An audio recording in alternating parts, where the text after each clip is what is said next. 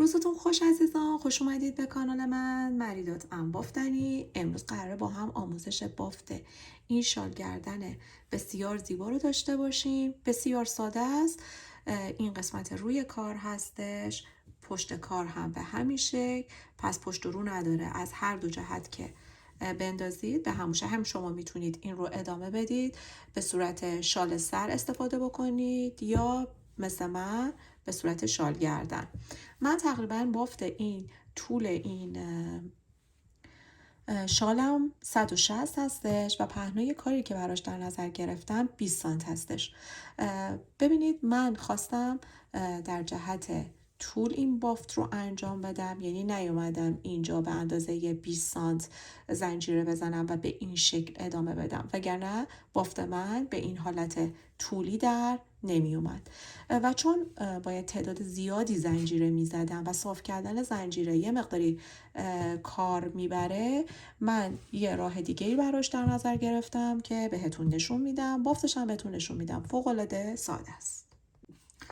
من از نخ یارن آرت آدوره استفاده میکنم که 100 متر هست، 280 متر برای این شال گردن با طول 160 و قلابی که براش در نظر گرفتم 4 میلیمتر و عرض 20 سانت، تقریبا 1 کلاف و نصفی برای این شال برده.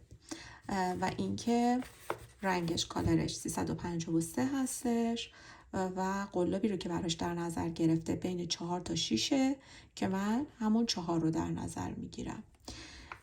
بهتون گفتم برای اینکه بخوام زنجیره نزنم و بتونم کارم رو به هر طولی، شما حالا هر چی که خواستید باهاش ببافید، طول زیادی خواستید در نظر بگیرید، با زنجیره این کار رو انجام ندید. میای مثل من یه گره بزنید، 1 2 3 تا زنجیره بزنید. حالا میام نخ روی قلاب، میام روی اولین زنجیره، به این شکل میگیرم. در 3 مرحله این کار رو انجام میدم. یک بار دونه اول رو میبافم و بعد به این شکل دونه های بعد. وقتی که دونه اول رو ببافید اینجا یک گندمی تشکیل میشه. پس برای پایه بعدی من میام این 2 تا گندمی رو میگیرم به این شکل. دوباره ببینید این میشه گندمی بعدی. دوباره بافت پای بلندم رو میزنم، میام این قسمت اینجا به این شکل میگیرم و به این حالت میبافم. دوباره اینجا گندمی تشکیل شد، همون مرحله اولی که یک دور میبافیم. به این شکل گندمی که تشکیل میشه برای بافت بعدیمون.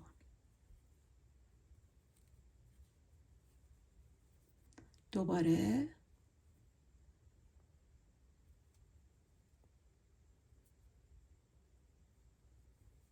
میام به این حالت، دوباره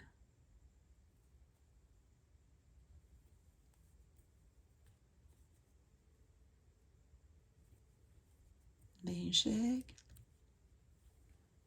ببینید شما به هر پهنایی که خواستید هم این گندمی زیرتون درسته دارید و همین که به این شکل هر چقدر خواستید تازه یک رج کامل بافتتون رو هم دارین انجام میدید. یعنی هم پای بلند رو دارید میزنید، هم به این شکل دارید میرید جلو.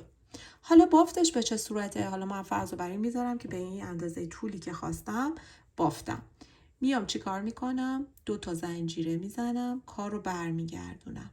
پای بلند باید ببافیم. همین 2 تا زنجیره که اینجا زدم همین گندمی رو حساب میکنم، یعنی به این 2 تا زنجیره کاری ندارم. میام اینجا روی بکلوب، روی این قسمت به این شکل میگیرم و پای بلندم رو میبافم. دوباره میام رو بکلوب به این شکل میگیرم و پای بلند رو میبافم. در تمام رج ها به همین شکل میبافم. همین. و دیگه شالتون پشت و رو نداره. ببینید من الان این رج رو کامل میبافم. فقط روی این کانوا حواستون باشه که کل نخ رو بگیرید، چون یه جاهایی یهو از هم بافتش سوا میشه. میام دوباره بک لوپ،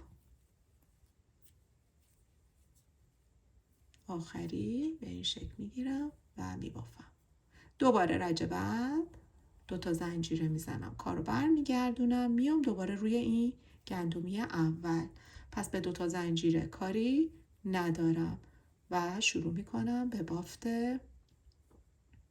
پای بلند از پشت این گندمی، این قسمت، و به این ترتیب ادامه پیدا میکنه. اینم میشه لبه کارمون و به این شکل به این قشنگی شال گردن رو دارید.